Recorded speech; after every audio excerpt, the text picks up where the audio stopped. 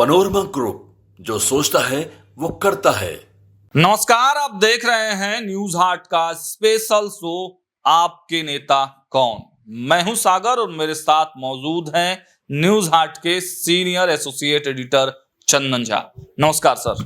नमस्कार सागर जी। सर, बिहार इस वक्त 2025 चुनाव के मुहाने पर है और हम लोकतंत्र के चौथे स्तंभ के रूप में अपने दायित्वों को समझते हुए बिहार के हर विधानसभा की रिपोर्ट कार्ड आप तक पहुंचाएंगे। चुनाव से पहले हम आपको बताएंगे किस सीट पर है सियासी संग्राम, कहां होगा उलटफेर, किसकी चमकेगी किस्मत और कौन खाएंगे पटकनी। निष्पक्ष, बेबाक और बिना लाग लपेट के हम दिखाएंगे हर विधानसभा क्षेत्र की पूरी सियासत। तो चलिए शुरू करते हैं। आज बात होगी पूर्वी चंपारण लोकसभा क्षेत्र की। देखिए, चंपारण का नाम दो शब्दों चंपा और अरण्य के मेल से बना है। चंपा का अर्थ है सुगंधित फूलों के पेड़ और अरण्य का अर्थ है घिरा हुआ, अर्थात चंपा के पेड़ों के जंगल से घिरा हुआ क्षेत्र ही चंपारण कहलाता था। 1971 से पहले चंपारण एक ही जिला था, परंतु 1 दिसंबर 1971 को इसे पूर्वी और पश्चिमी चंपारण में विभाजित कर दिया गया। आरंभिक काल में पूर्वी चंपारण पर विदेह, शुंग और कण्व जैसे विभिन्न राज्यों का शासन था। महात्मा गांधी ने अपना प्रसिद्ध सत्याग्रह आंदोलन यहीं से शुरू किया था। पूर्वी चंपारण लोकसभा के अंतर्गत 6 विधानसभा आते हैं: हरसिद्धि, गोविंदगंज, केसरिया, कल्याणपुर, पिपरा और मोतिहारी। अब बात कर लेते हैं बारी बारी से सभी सीटों की। सबसे पहले महात्मा गांधी की कर्मस्थली मोतिहारी। देखिए, मोतिहारी बिहार राज्य के पूर्वी चंपारण जिले का मुख्यालय है। बिहार की राजधानी पटना से 170 किलोमीटर दूर पूर्वी चंपारण बिल्कुल नेपाल की सीमा पर बसा है। किसी समय में चंपारण राजा जनक के साम्राज्य का अभिन्न भाग था। महात्मा गांधी ने अपने राजनीतिक आंदोलन की शुरुआत यहीं से की थी। अब सीधे इस विधानसभा के विश्लेषण के लिए चंदन सर के पास चलते हैं। चंदन सर, सबसे पहला मेरा सवाल यही है कि क्या इस विधानसभा का चुनावी इतिहास क्या रहा है? 2010 से हम लोग शुरुआत करते हैं। 2010, 15 और 20, 25 तो इस बार की लड़ाई ही है।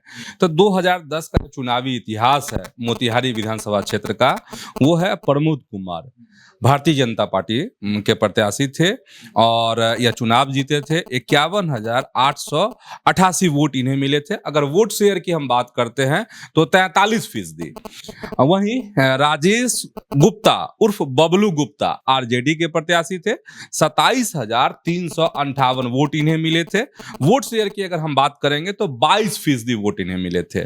सुरेश सहनी जो थे वो निर्दलीय प्रत्याशी थे। 9,764 वोट इन्हें मिले थे। वोट शेयर इनका 8% था। तो ये 2010 का इतिहास हो गया। 2015 का चुनावी इतिहास है कि बीजेपी से आपको प्रमोद कुमार 79,947 वोट मिले। Vote share 47%। विनोद कुमार श्रीवास्तव वो आरजेडी के प्रत्याशी और 61,430 वोट इन्हें मिले थे। वोट शेयर के हिसाब से 36%। मनोज कुमार निर्दलीय प्रत्याशी के तौर पर चुनाव लड़े थे 2015 में। 7,619 वोट इन्हें मिले थे और वोट शेयर अगर कहेंगे तो 5%। और 2020 का जो चुनावी इतिहास है, जो पिछला विधानसभा का चुनाव था, उसके मुताबिक फिर प्रमोद कुमार यहां से चुनाव जीत जाते हैं भारतीय जनता पार्टी से। वोट शेयर बढ़ जाता है इनका 49.44% इनका वोट शेयर आता है, बढ़ जाता है। और ओम प्रकाश चौधरी राष्ट्रीय जनता दल मतलब आरजेडी के प्रत्याशी 78,088 वोट इन्हें मिले थे। वोट शेयर के लिहाज से अगर बात करेंगे तो 41.63% इन्हें वोट शेयर इनका था। इसमें दीपक कुमार कुशवाहा राष्ट्रीय लोक समता पार्टी से थे। 37,016 वोट मिले थे और वोट शेयर 1.98%। तो अच्छा खासा वोट आरएलएसपी को मिल गया था। हाँ, मिल गया था इसको। चलिए सर, इस विधानसभा के जातिगत समीकरण क्या है? जातिगत जो समीकरण है वो आपको ज्यादातर जो इसमें क्षेत्र है वो ग्रामीण ग्रामीण बहुल क्षेत्र है। जो शहरी क्षेत्र जो मोतिहारी का जो आप देख रहे हैं वही है, ज़्यादातर ग्रामीण मतदाता हैं इसके। और आपको ग्रामीण 71.40% जो है मतदाता वो ग्रामीण क्षेत्रों में निवास करते हैं, शहरी क्षेत्र कम है। और उस लिहाज से अगर कहेंगे तो शहरी जो मतदाता हैं वो 28.60% है। अनुसूचित जाति और मुस्लिम समुदाय की जनसंख्या लगभग यहाँ पर समान है, करीब करीब। क्रमशः अगर कहेंगे तो अनुसूचित जाति जो है यहाँ पर 13.48% है और मुस्लिम जो वोटर्स हैं वो 13.30% यहाँ पर मतदाता हैं। और 1 जनवरी 2024 तक का आंकड़ा दे रहे हैं हम लोग। मोतिहारी में कुल 3,31,575 पंजीकृत मतदाता थे। और अभी तो रिवीजन का काम चल ही रहा है, प्रारूप प्रकाशित हुआ, अभी फाइनल नहीं आया है। तो जो पहले का आंकड़ा था वो हम आपको बता रहा है। इसमें घट सकता है या बढ़ सकता है आंकड़ा मतदाताओं की संख्या में, वोटर्स की जो संख्या है। मोतिहारी में सर धुरंधर कौन कौन है जो चुनावी तैयारी में? अच्छा, यहाँ प्रत्याशी की बात आप कर रहे हैं तो देख ही रहे हैं, एकदम 3 बार से किला फतह कर रहे हैं भाजपा के लिए प्रमोद गुप्ता। तो वह तो स्वाभाविक है, सिटिंग एमएलए हैं तो उनकी दावेदारी तो बनती ही बनती है। वैसे एक नया चेहरा का है, पटना के लिए वो पुराना चेहरा है लेकिन युवा है, सुमित शशांक। सुमित शशांक की बात कर रहे हैं, जो अक्सर आप देखते होंगे टीवी की बहसों में या फिर सोशल मीडिया का जो अलग अलग जो प्लेटफॉर्म है में भी अक्सर दिख जाएगा। बिल्कुल, इसलिए मैं पटना का जिक्र कर रहा। तो ये जो सनातनी जो मुद्दे होते हैं उसको बहुत जोरदार तरीके से उठाते हैं। तो ये भी कहा जा रहा है कि ये भी रेस में है, तैयारी में लगे हुए सर, पूरा गांव घूम भी रहे हैं। तो यही ना रेस है। अब गांव घूमने भी तो एक रेस ही है अभी चुनाव के समय में। क्या होगा अब तो भाजपा जाने, क्योंकि यहाँ खुद ऐसे विधायक हैं जो कि 3 बार जो है खूंटा ठोक दिए हैं और चौथी बार के लिए भी तैयार हैं। अब तो ये तो एनडीए के प्रत्याशी हो गए। अगर ये हो गया, अब आरजेडी में अगर कहिएगा ये एकदम तगड़ा अगर कैंडिडेट वहां पर कोई है, ये समझ एकदम देवा गुप्ता। अच्छा, एकदम हॉट लाइन पे बात चल रही है इनकी। तो चलिए खैर वो अलग बात है, और भी नेता रेस में है। लेकिन जो अहम चेहरे थे महागठबंधन से और साथ ही एनडीए से, उनका नाम हम यहाँ पे लिए हैं। और बाद बाकी जब जमीन पर पहुंचेंगे तो और बताएंगे हम लोग दर्शकों को। मुद्दे क्या कुछ नजर? देखिए, मुद्दा जो है ये कहिएगा तो यहाँ पर सबसे बड़ा मुद्दा तो अपराध का है। अपराध पे जो कंट्रोल नहीं हो रहा है, और यहाँ के स्थानीय लोग कहते हैं कि बिहार में जो हो दूसरे जगह का हाल, लेकिन मोतिहारी का हाल बेहाल है। हाँ, मतलब क्राइम यहाँ एक बड़ा मुद्दा इस चुनाव में बन सकता है। और साफ सफाई का मुद्दा है, ड्रेनेज सिस्टम का मुद्दा है, अतिक्रमण का मुद्दा है। तो ये सब मुद्दे यहाँ पर हैं। और एक और भी है, यहाँ कायस्थ और वैश्य का भी, जातीय समीकरण में कायस्थ और वैश्य का भी एक अलग तरह का कॉम्बिनेशन है जो बीजेपी को जिताने में मददगार साबित होती है। उसी पर हम आते हैं सर कि इस पूरे मोतिहारी विधानसभा पर आपकी विश्लेषणात्मक राय क्या है? तो एक तो वही कायस्थ और वैश्य का जो कॉम्बिनेशन है वो अगर टूटेगा तो मुश्किल है। हालांकि महागठबंधन, लालू प्रसाद की रणनीति, तेजस्वी यादव की रणनीति है कि ऐसे वोटरों को भी अपने तरफ लाया जाए। हालांकि कामयाबी नहीं मिल पा रही है आरजेडी को। अब इस बार देखना पड़ेगा कि क्या होता है। सबसे खास बात यह है कि 3 बार से चूंकि लगातार भाजपा के विधायक हैं, तो एंटी इनकम्बेंसी वाली जो बात नहीं होती है वह भी है कि भाई एक ही आदमी को बार बार जिताइएगा क्या, नया चेहरा नहीं होगा क्या। तो इस तरह की भनभनाहट है वहां पर। चेहरा बदलने की भी बात भाजपा से हो सकती है, तो भाजपा से भी हो सकती है। का है आरजेडी नहीं, महागठबंधन नहीं, हर बार भाजपा ही किला ठोकेगा ऐसा भी तो नहीं है। अभी मतलब जातिगत समीकरण से क्या कौन मजबूत लग रहा है? एनडीए। अब चर्चा पिपरा विधानसभा की। देखिए, पिपरा बिहार के उत्तरी हिस्से में स्थित है और नेपाल सीमा के निकट है। यह मोतिहारी से लगभग 30 किलोमीटर पर है। यह क्षेत्र गंगा के मैदानी भूभाग में आता है और यहाँ तालाब, नहरें और छोटी नदियां पाई जाती हैं जो सिंचाई में सहायक हैं। गंडक और बूढ़ी गंडक नदियां इस क्षेत्र की मिट्टी को उपजाऊ बनाती हैं। यहाँ की मुख्य आर्थिक गतिविधि कृषि है, जिसमें गन्ना, धान, मक्का, गेहूं और दालें प्रमुख है। कुछ क्षेत्रों में पटसन की खेती भी होती है। इसके अतिरिक्त मोती का बटन निर्माण और बकरी पालन जैसे लघु उद्योग ग्रामीण आय का पूरक साधन है।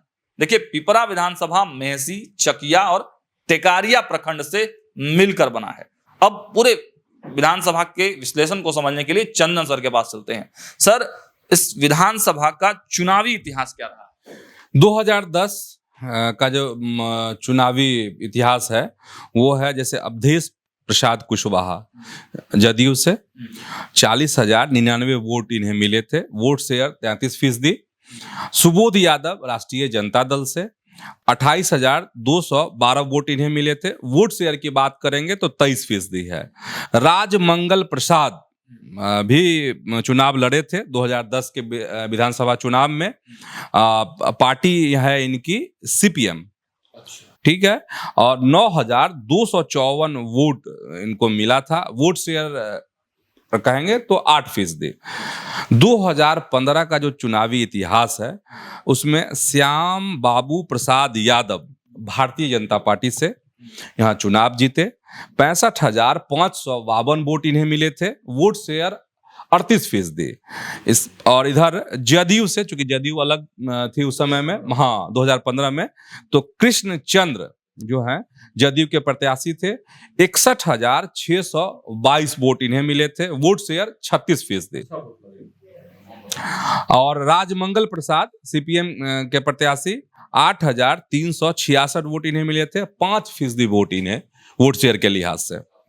2020 का जो चुनावी इतिहास है वो है श्याम बाबू प्रसाद यादव बीजेपी से फिर किला फतह किए यहाँ पर 15 में भी और 20 में भी। तो 20 में है इनका कि 88,587 वोट इन्हें मिले थे, वोट शेयर 44.18%। राजमंगल प्रसाद जो है CPM आपको 80,410 वोट लाए पिछले चुनाव में। हाँ CPM। वोट शेयर इनका राजमंगल प्रसाद का हो गया आपको 40.10%। इधर अवधेश प्रसाद कुशवाहा इंडिपेंडेंट लड़े, निर्दलीय लड़े, ठीक है, और 6940 वोट इनको मिला, वोट शेयर 3.46%। तो ये इतिहास है। अब सर, अगर जातिगत समीकरण की बात करें तो क्या कुछ है? देखिए, सामाजिक बनावट जो है पिपरा विधानसभा की, वो यहाँ का कह कि बहुत मिला जुला है। और यहाँ पे अनुसूचित जाति के जो मतदाता हैं करीब 15.89% हैं, जबकि मुस्लिम मतदाता यहाँ पर 12.1% हैं। और ये जो बुनावट है, सामाजिक बुनावट, वो अहम भूमिका निभाता है आपको क्या कहते हैं रिजल्ट में, ठीक। और सबसे इंटरेस्टिंग क्या है, क्योंकि श्याम बाबू प्रसाद जो यादव वोटर जो हैं, श्याम बाबू प्रसाद की वजह से भाजपा को यहाँ वोट कर दे रहे हैं। अच्छा, श्याम बाबू प्रसाद यादव की वजह से यहाँ से बीजेपी को वोट मिल जा रहा है। वोट बैंक में सीधे सिंधमारी, यहाँ सिंधमारी है, जबरदस्त सिंधमारी है। हालांकि पिछले चुनाव में राजमंगल प्रसाद जो है जबरदस्त उनका पीछा किए हैं। इनको 88,000 वोट है श्याम बाबू प्रसाद यादव को, तो इनको राजमंगल प्रसाद को 80,000 प्लस वोट मिले थे। तो आप समझ जाइए कि फाइट जो है ना, लग रहा है कि एक नजदीक की लड़ाई है। और 2025 का भी जो ये है समीकरण बैठेगा तो कुछ इसी तरह का बैठेगा।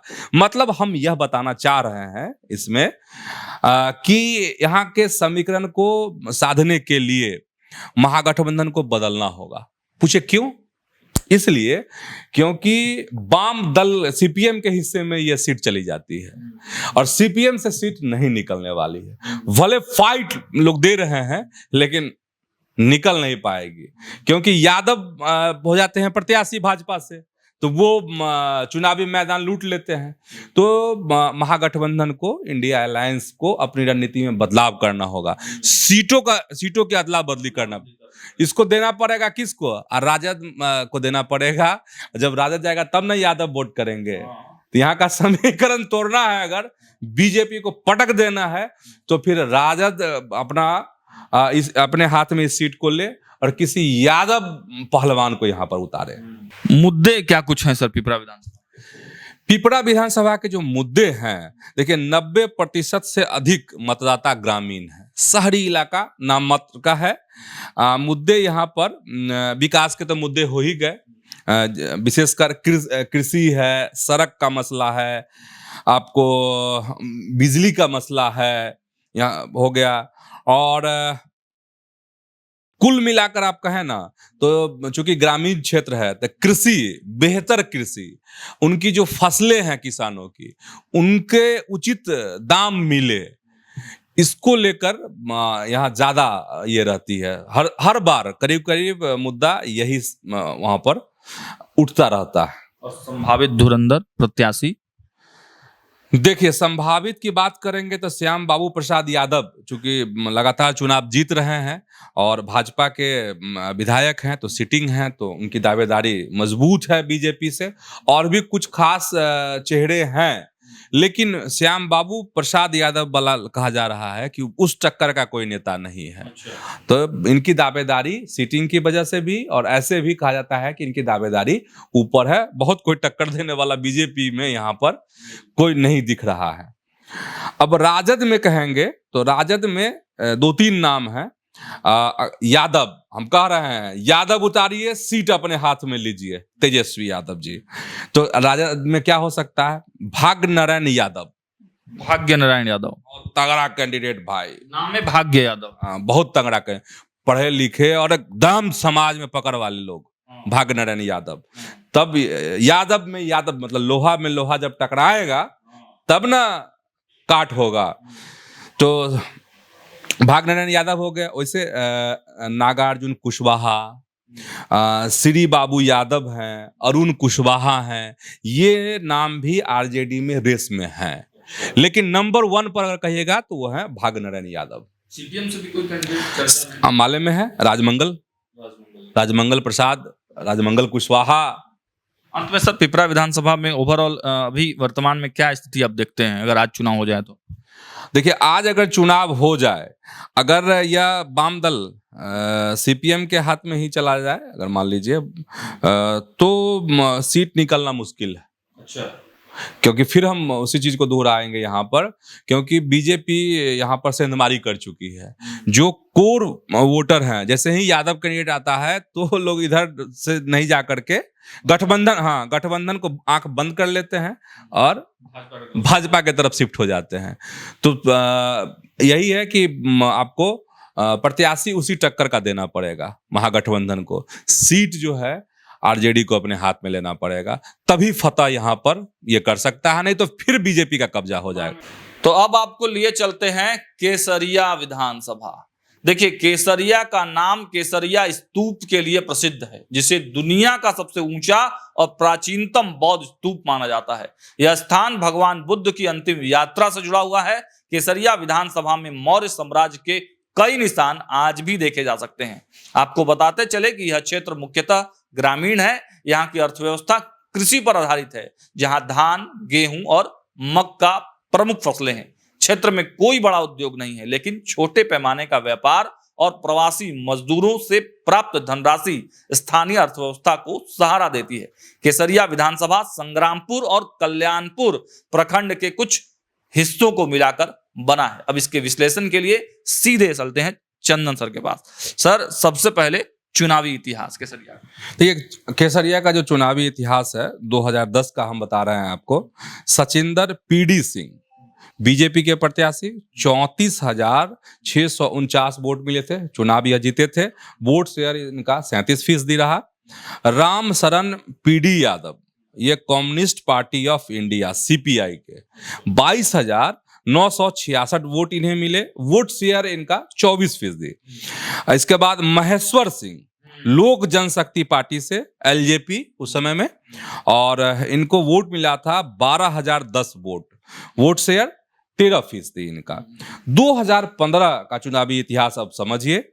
और डॉक्टर राजेश कुमार राष्ट्रीय जनता दल आरजेडी से यहाँ पर चुनाव जीते, 62,902 वोट इन्हें मिले थे। Vote share 48%। Rajendra Prasad Gupta BJP से थे, यहाँ पर 46,955 वोट मिले थे, वोट शेयर 35% इनका था। Ram Sharan Prasad Yadav communist party of India CPI से 11,767 वोट मिले इनको, और वोट शेयर 9%। 2020 का जो चुनावी इतिहास है वो है यहाँ पर जदयू के खाते में यह सीट गई थी। जदयू यहाँ पर चुनाव जीत गई। शालिनी मिश्रा यहाँ पर चुनाव जीतती हैं, 40,219 वोट मिले, वोट शेयर इनका 26.59%। संतोष कुशवाहा आरजेडी के प्रत्याशी थे, 30,992 वोट मिले, वोट शेयर इनका 20.49% रहा। राम शरण प्रसाद यादव लोक जनशक्ति पार्टी एलजेपी 20 में, अरे चिराग की पार्टी अलग लड़ी थी ना भाई, तो इनको वोट कितना मिला? 18,904 वोट। और वोट शेयर की अगर बात कीजिएगा तो 12.50%। चलिए, तो देखिए वर्तमान विधायक वहां से शालिनी मिश्रा है, पॉलिटिकल फैमिली से भी कहा जाता है आती हैं। अब सीधे सर इसके जातिगत समीकरण की अगर बात करें, केसरिया में ब्राह्मण वोटर जो है वो मजबूत स्थिति में है। राजपूत वोटरों की संख्या करीब 8% है। तेली समुदाय के वोटरों की संख्या जो है यहाँ पर वह भी 8% है। कोयरी मतलब कुशवाहा 11% है यहाँ पर वोटर। एससी 12% है। यादव भी 12% मतदाता यहाँ पर हैं। मुस्लिम भारी है यादव से यहाँ पर 14% हैं। अन्य जातियों की आबादी करीब 35% है। छोटी छोटी जो जातियां रहती है अलग अलग, ततवा, तांती, बहुत सारी जातियां हैं, समझे। सोनार, कलवार, बनिया, कानू, चौरसिया, बड़ाई, बढ़ाई, बोलेंगे तो बहुत सारी जातियां हैं। और सर मुद्दे क्या कुछ होंगे? देखिए ये भी ग्रामीण विधानसभा है केसरिया। यहाँ आपको सड़क है, पुल है, शिक्षा व्यवस्था है, खराब अस्पताल भी अहम मुद्दा है। यहाँ पर स्वास्थ्य सुविधा, बेहतर स्वास्थ्य सुविधा का अभाव है। यहाँ पर स्वास्थ्य केंद्रों की कमी है। पलायन भी, यहाँ भी पलायन एक बड़ा मुद्दा है। गरीबी है, रोजगार की मांग, रोजगार की वजह से ही लोग पलायन कर जा रहे हैं। और भी वजह है पलायन की, लेकिन रोजगार एक सबसे बड़ा है। और यहाँ सबसे बड़ा बौद्ध स्तूप है, लेकिन इसके विकास की जरूरत है, यह भी मुद्दा रहता है। चूंकि पर्यटन स्थल के रूप में जितना विकसित होगा तो प्रत्यक्ष और अप्रत्यक्ष रूप से उतने ज्यादा संख्या में लोगों को रोजगार मिलेगा। संभावित धुरंधर सर यहाँ से तैयारी वाले? देखिए जदयू की सीट है वैसे बहुत मतलब हम इस सिर्फ केसरिया को लेके नहीं कह रहे हैं, इसलिए केसरिया की जनता या नेता घबराएंगे नहीं, लेकिन सीटों की अदला बदली की बहुत चर्चा है, बहुत सीटों की अदला बदली की चर्चा। तो अभी जदयू के लिहाज से बात कर रहे हैं, जदयू के पाले में सीट है। शालिनी मिश्रा इस सीट की प्रबल दावेदार हैं एनडीए से, जदयू से। वैसे बीजेपी के मंकेश्वर सिंह हैं, रजनीश पाठक भी जो हैं चुनाव लड़ने की कोशिश में हैं और ठौर ठिकाना तलाश रहे हैं टिकट के लिए कि कहां से टिकट मिले। सबसे तो वही बड़ी बात कि किसके खाते में क्या सीट जाती है। अगर अदला बदली होती है तो पता नहीं, अदला बदली होगी नहीं। चर्चा जो है हम इसको एनडीए में मानते हैं कि जदयू के पाले के हिसाब से, ठीक है। इधर जनसुराज का भी बता देते हैं। एक सुबोध तिवारी हैं, उनके नाम की चर्चा हो रही है। रविंदर प्रताप हैं, वह भी रेस में हैं यहाँ पे। तो ये सब चेहरे संभावित प्रत्याशी के तौर पे आप कह सकते हैं। सर महागठबंधन आरजेडी वीआईपी, देखिए महागठबंधन की अगर बात करेंगे ना, तो जो हम नाम ले रहे हैं, समझे, उसमें अब रहस्य पर से पर्दा हम नहीं हटाना चाह रहे थे, लेकिन इन्हीं नामों में से कुछ लोग महागठबंधन की तरफ भी हाथ पैर मार रहे हैं। ठीक है। तो अभी पर्दे के पीछे बड़ा खेल चल रहा है, तो इसीलिए कह रहे हैं कि अभी पर्दा ही रहने दीजिए। इन नाम में से आपको उधर हाथ पैर मारा जा रहा है, क्योंकि हम बता दिए शुरुआत में ही कि ब्राह्मण वोटर यहाँ मायने रखते हैं। तो कई ब्राह्मण नेता है, कुछ जो बड़े फेस हैं उनका मैंने नाम लिया है, और लोग कोशिश कर रहे हैं कि अगर इधर से नहीं हो तो उधर से हो जाए टिकट। क्योंकि इसमें सवाल है, शालिनी मिश्रा सीटिंग है, वह जीती हुई है, तो जदयू नहीं लगता है कि सीटिंग अपने एमएलए को, और शालिनी मिश्रा 30 तर्रार विधायक मानी जाती है, काफी पढ़ी लिखी विधायकों में उनकी गिनती होती है। और देखिए महागठबंधन की अगर बात करेंगे तो उधर के लोग तो चाह ही रहे हैं कि हमको मिल जाए, ठीक है। लेकिन एक बड़ी चर्चा और कोशिश जो तस्वीरों में दिखती है, वीआईपी इस सीट को अपने पाले में करना चाहती है। तो वरुण विजय का नाम तेजी से, वरुण विजय मतलब बहुत एक्टिव भी बताए जा रहे हैं कि क्षेत्र में एक्टिव भी हैं, तो वरुण विजय का नाम आप कह सकते हैं। वरुण विजय जो महेश्वर सिंह के पुत्र हैं, बिल्कुल वही है, महेश्वर सिंह के पुत्र हैं। और वीआईपी को अगर यह सीट मिलती है तो उनकी सबसे बड़ी दावेदारी है वहां से। एक्टिव भी रहते हैं क्षेत्र में।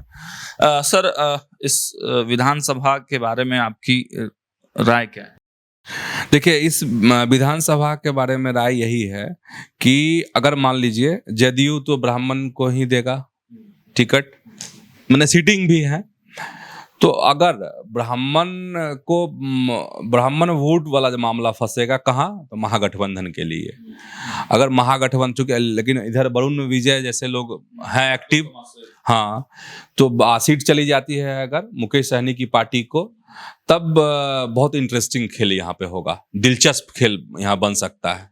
लेकिन ब्राह्मण वोटर यहाँ भारी हैं सब पर, तो अब ये है कि यादव, मुस्लिम, फिर कुशवाहा या अन्य जो छोटी छोटी जातियां हैं जिनके वोटर कम हैं, वो किधर एकजुट होते हैं, और ऐसे वोटर ज्यादातर एकजुट हो जाते हैं किधर, नीतीश कुमार के नाम पर एनडीए के तरफ, जदयू के तरफ, निर्णायक ब्राह्मण वोटर।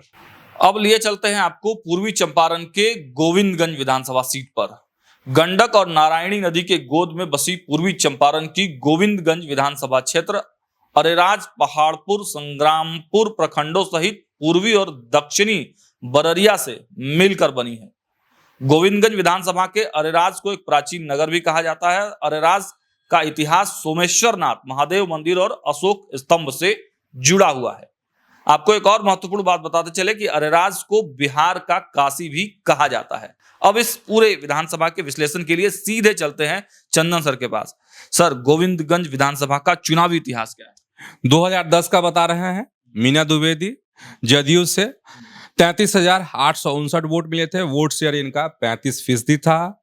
राजू तिवारी लोक जनशक्ति पार्टी से, एलजेपी से 25,454 वोट मिले थे, वोट शेयर 26% है।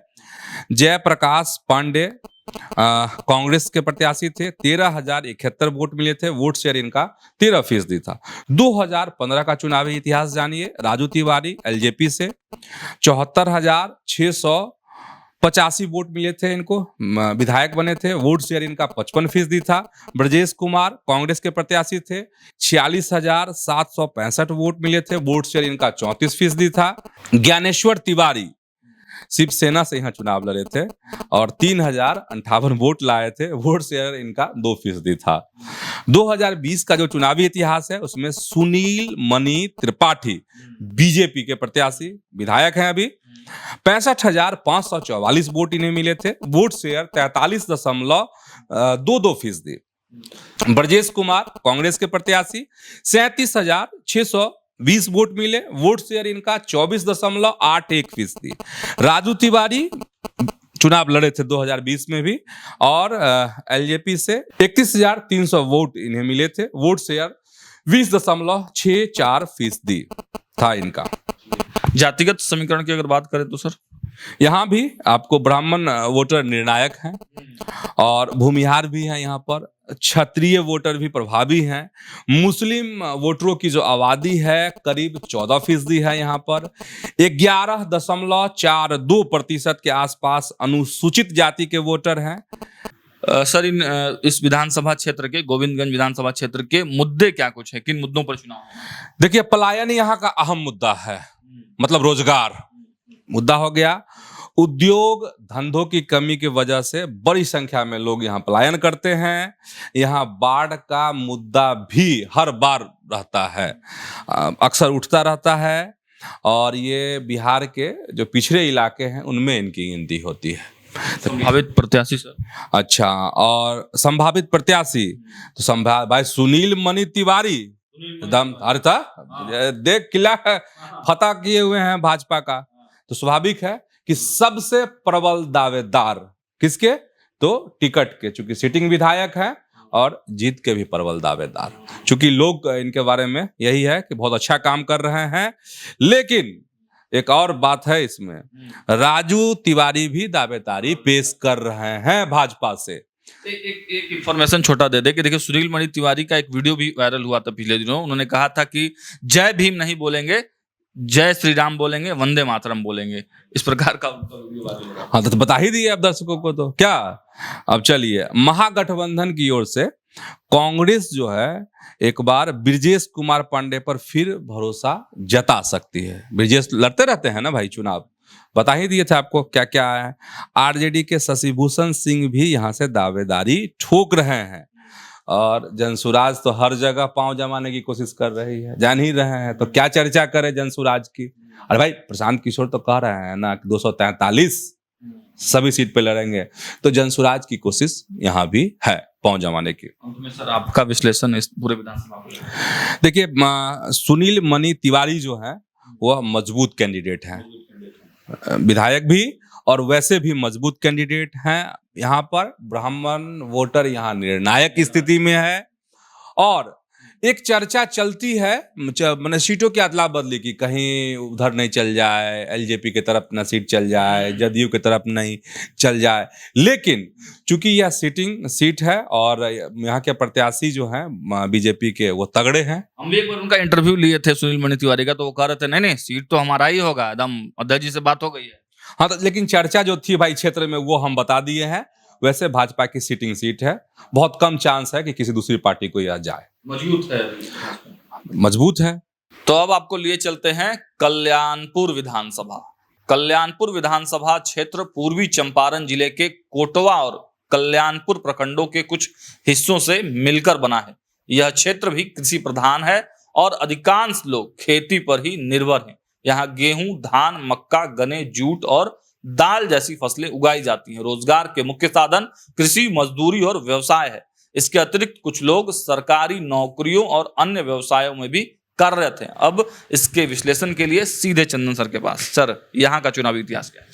देखिए, 2010 का इतिहास ये है कि रजिया खातून जदयू से चुनाव जीती थी। 41,163 वोट मिले थे, vote share 42%। Manoj Kumar Yadav RJD के से चुनाव लड़े थे, 25,761 वोट मिले थे, वोट शेयर इनका 27% था। और Ramayan Singh Communist party of India CPI से यहाँ चुनाव लड़े थे, 7400 वोट मिले थे, वोट शेयर इनका 8% था। 2015 के चुनाव का इतिहास ये है कि सचिंद्र प्रसाद सिंह भाजपा के प्रत्याशी चुनाव यहाँ पर जीते थे, 50,060 वोट मिले थे, वोट शेयर इनका 37% था। रजिया खातून यहाँ पर जदयू से प्रत्याशी थी। 2015 में 38,572 वोट इन्हें मिले थे, vote share 28%। Manoj Kumar Yadav Samajwadi party से चुनाव लड़े थे, 26,430 वोट मिले थे, वोट शेयर इनका 20% था। और आगे चीजें बदल जाती हैं। 2020 का जो चुनावी इतिहास है वो है मनोज कुमार यादव के हक में जनता का फैसला गया था। आरजेडी के प्रत्याशी के तौर पर वह चुनाव जीते थे, 72,819 वोट इन्हें मिले थे, वोट शेयर इनका 45.35% था। सचिंद्र प्रसाद सिंह बीजेपी के प्रत्याशी के तौर पर, और इनको 71,626 वोट मिले थे, वोट शेयर इनका 44.61% रहा। मोहम्मद बदीजुम्मन बीएसपी से चुनाव लड़े थे, 6367 वोट इन्हें मिले थे, वोट शेयर इनका 3.97% था इनका। जातिगत समीकरण सर यहाँ का जातिगत समीकरण कहिएगा तो मिश्रित आबादी वाला यह विधानसभा है। मुस्लिम और यादव यहाँ निर्णायक भूमिका निभाते हैं, एकदम माई समीकरण इसलिए यहाँ मजबूत है। और यादव वोटरों की जो संख्या है वो 20 से 25% है। मुस्लिम मतदाता भी यहाँ पर करीब 15 से 20, अब इसमें अलग अलग आंकड़ा हो सकता है, 16, 17, 18, लेकिन 15+ यहाँ पर हैं, प्रतिशत के बीच में है। सवर्ण वोटर भी यहाँ पर हैं, 10 से 15% है। कुर्मी, कोयरी, निषाद, तेली जैसे समुदाय भी अहम भूमिका निभाते हैं यहाँ पर। मुद्दे सर यहाँ के अस्पताल और स्कूल की इलाके में कमी है। पलायन, बेरोजगारी बड़ा मुद्दा है, अहम मुद्दा है यहाँ पर। और इसके अलावे जो सड़क, बिजली आदि की जो समस्या है, अपराध भी यहाँ का मुद्दा है। प्रत्याशी धुरंधर कौन कौन लोग तैयारी में? देखिए, आरजेडी से सिटिंग है मनोज कुमार यादव, तो वो स्वाभाविक रूप से दावेदार हैं और जिला अध्यक्ष भी रहे हैं मनोज कुमार यादव, विधायक के साथ जिला अध्यक्ष भी। तो कहा जा रहा है कि इंडिया ब्लॉक मतलब महागठबंधन से इनको तय मान के चलिए कि फिर यही ताल ठोकेंगे। ये हो गया। जदयू से रजिया खातून भी टिकट की रेस में हैं। दूसरी तरफ अगर कहेंगे तो सचिंदर प्रसाद सिंह भी टिकट की रेस में है भाजपा से। अब इस बार किसके जिम्मे सीट, चूंकि अदला बदली बहुत तरह की चर्चा है, तो ये है अगर तो एनडीए से एक तो रजिया खातून हो गई, दूसरी तरफ सचिंदर प्रसाद सिंह हैं और एक ब्राह्मण नेता भी वहां पे ऋतुराज पांडे, वह भी कोशिश में हैं बीजेपी से। और ये ऋतुराज पांडे जो है पहले वीआईपी में हुआ करते थे, कुछ 2024 में ये वीआईपी छोड़े थे, उपाध्यक्ष हुआ करते थे। ऋतुराज पांडे भी तगड़ा कैंडिडेट हैं। वैसे सचिंदर प्रसाद सिंह जो हैं वो बीजेपी से आपको दम ठोकते रहे हैं यहाँ पर। ये हो गए। इसके बाद है मंकेशर सिंह है, हिमांशु सिंह भी दावेदारी कर रहे हैं। मंकेशर सिंह जो है आपको व्यापारी हैं और भी चेहरे हैं, लेकिन ये अहम चेहरे हैं वहां पर। विधानसभा को लेकर सर आपके विश्लेषणात्मक? देखिए, यहाँ माई समीकरण बहुत मजबूत है। मुस्लिम यादव जो वोटर हैं वो निर्णायक स्थिति में है और सबसे दिलचस्प इसमें यही कि एनडीए से किसको सीट मिलेगी वो अहम है। जदयू से क्या पाले में सीट जाती है या फिर भाजपा के पाले में आती है, ये देखने वाली बात होगी। अगर जदयू के पाले में जाती है तो रजिया खातून रहेंगी, तो मुस्लिम वोट में सेंधमारी होगी वहां पर। चलिए, तो अब सबसे अंत में हरसिद्धि विधानसभा, इस क्षेत्र के लोगों के जीवन का आधार भी कृषि व कृषि आधारित उद्योग ही है। तुर्कौलिया व हरसिद्धि 2 प्रखंडों के साथ साथ मोतिहारी नगर निगम क्षेत्र का 2 वार्ड भी इस विधानसभा सीट का हिस्सा है। कहा जाता है यहाँ की मिट्टी सोना है। हरसिद्धि विधानसभा सत्याग्रह और किसान आंदोलन के लिए भी जानी जाती है। अब सीधे चुनावी विश्लेषण के लिए चंदन सर के पास चलते हैं। सर, यहाँ का चुनावी इतिहास क्या है? 2010 का चुनावी इतिहास आपको बता रहे हैं। कृष्णनंदन पासवान बीजेपी के प्रत्याशी थे, चुनाव जीते, 48,130 वोट लाए, वोट शेयर इनका 47% रहा। सुरेंद्र कुमार चंद्रा उर्फ इनको सतीश पासवान आपको आरजेडी से प्रत्याशी थे, 30,066 वोट इन्हें मिले थे, वोट शेयर इनका 29% था। विवेक कुमार राम कांग्रेस की तरफ से प्रत्याशी थे, 6202 वोट इन्हें मिले थे, वोट शेयर इनका 6% था। अब 2015 का चुनावी इतिहास आपको बता रहे हैं। राजेंद्र कुमार आरजेडी से प्रत्याशी 75,203 वोट लाए, वोट शेयर इनका 50% था। विधायक बने 2015 में राजेंद्र कुमार। इसके बाद कृष्णनंदन पासवान बीजेपी के प्रत्याशी 64,936 वोट लाए, वोट शेयर इनका 43%। Vidyasagar Arya communist party of India CPI के प्रत्याशी थे, 2867 वोट इनको मिला, वोट शेयर इनका 2% रहा। 2020 का जो चुनावी इतिहास है, कृष्णनंदन पासवान जो है फिर चुनाव जीत गए बीजेपी से, 84,615 वोट इन्हें मिले थे, वोट शेयर इनका 49.71%। कुमार नागेंद्र राम बिहारी आरजेडी के प्रत्याशी 68,930 वोट मिले। वोट शेयर इनका 40.50%। रमेश कुमार राष्ट्रीय लोक समता पार्टी से प्रत्याशी थे, 10,523 वोट मिले थे। वोट शेयर इनका 6.18% था।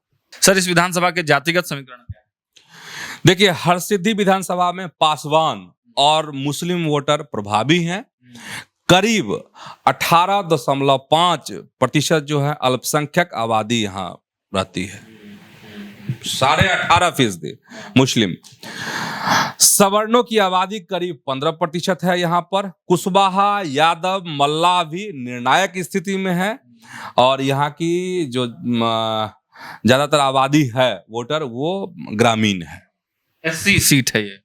हाँ, ऐसी सीट है। आगे बढ़ते हैं, अब सीधे चलते हैं सर कि मुद्दे, किन किन मुद्दों पर चुनाव होना है हरसिद्धि में? देखिए, यह बाढ़ प्रभावित इलाका है। यहाँ खराब सड़कों का मुद्दा जो है हमेशा सुर्खियों में रहता है। पलायन, बेरोजगारी यहाँ के लिए भी बड़ी समस्या है। अच्छा, समय समय पर भ्रष्टाचार भी यहाँ मतलब मुद्दा बनकर उठते रहता है, गुब्बार फिर शांत हो जाता है। ये है। अब सर, संभावित प्रत्याशी कौन कौन लोग हैं यहाँ से? देखिए, अगर संभावित प्रत्याशी कहेंगे तो भाजपा के खाते में सीट है ये। तो मंत्री भी हैं, कृष्णेंद्र पासवान मंत्री भी हैं, तो एक स्वाभाविक जो है वह दावेदार तो हैं ही।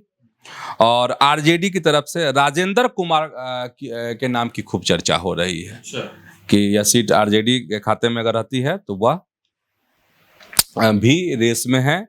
वह पूर्व विधायक रह चुके हैं और जनसुराज तो अब बता ही दिए, हर जगह अपना पैर पसारने की कोशिश में है। अंत में सर, इस विधानसभा से रिलेटेड आपकी क्या राय है? देखिए, ये हाई प्रोफाइल सीट है क्योंकि यहाँ से मंत्री कृष्णनंदन पासवान मंत्री हैं, इसलिए हाई प्रोफाइल सीट है। गन्ना मंत्री हैं कृष्णनंदन पासवान, तो आप समझ रहिए कि सबकी नज़र इस सीट पर लगी रहेगी कि क्या होता है। और सबसे आपको बता ही दिए कि मुस्लिम वोटर यहाँ निर्णायक हैं, पासवान वोटर भी निर्णायक हैं। तो अगर मुस्लिम वोट अगर कुछ कटता है इधर उधर से, तो एनडीए के लिए कह सकते हैं कि एनडीए यहाँ और मजबूत हो जाएगी, भाजपा, और ये हो जाएगी। और मुस्लिम वोट का हम यहाँ इसलिए कह रहे हैं क्योंकि जनसुराज यहाँ पांव पसारने की कोशिश कर रही है। और जनसुराज अगर मान लीजिए किसी मुस्लिम प्रत्याशी को यहाँ उतार दे तो वोट अगर छिटकेंगे तो इधर बीजेपी और मजबूत होगी। तो आपने देखा, सुना और समझा, राजनीति सिर्फ सत्ता का खेल नहीं, जनभावनाओं का आईना भी है। और हमारी कोशिश है आपको दिखाएंगे वो तस्वीर जो भाषणों में नहीं, जमीन पर दिखती है। यह सिर्फ आंकड़ों का खेल नहीं था, यह जनता की नब्ज का विश्लेषण था। हम लाते रहेंगे आपके लिए हर विधानसभा की गहराई से पड़ताल, बिना लाग लपेट, बेबाक अंदाज में। अगर आपको लगा कि यह विश्लेषण था सटीक, तो जुड़िए हमारे साथ अगली विधानसभा की जमीनी हकीकत जानने और समझने के लिए। फिर मिलेंगे एक और सीट, एक और सच्चाई, एक और विश्लेषण के साथ। खबरों का सिलसिला न्यूज हाट पर जारी है। तब तक के लिए नमस्कार। हंसते रहिए, मुस्कुराते रहिए और देखते रहिए न्यूज हाट। कमेंट बॉक्स में प्रतिक्रिया जरूर रखें। और अगर अब तक आपने हमें फॉलो और सब्सक्राइब नहीं किया है तो जल्दी से कर लीजिए, कहीं कोई इंपॉर्टेंट स्टोरी आपसे छूट न जाए। बहुत धन्यवाद।